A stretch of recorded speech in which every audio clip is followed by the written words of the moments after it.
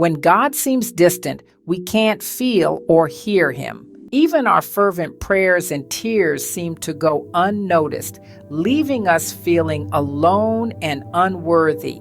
We know something is wrong because Jesus promised he would never leave or forsake us, and God cannot lie.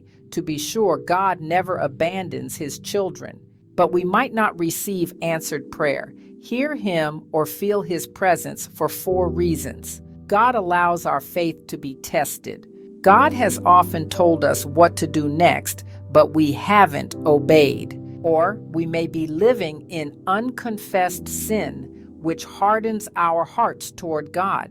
Then, sometimes, what we ask God for is not his best, and he's preparing a more incredible blessing than we ever imagined. But in every dry season, we must know that God has not left, and we can draw closer to him, and we can give him glory for what he's already done, even before our deliverance. We can expect the best, keep confessing God's promises aloud, and study the Bible more faithfully.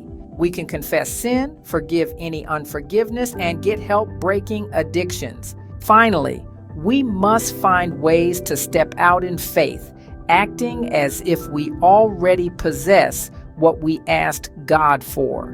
When God feels distant, we are usually 3 feet from gold. When we don't feel God, this is the best time to stand on God's promises and obey God's word.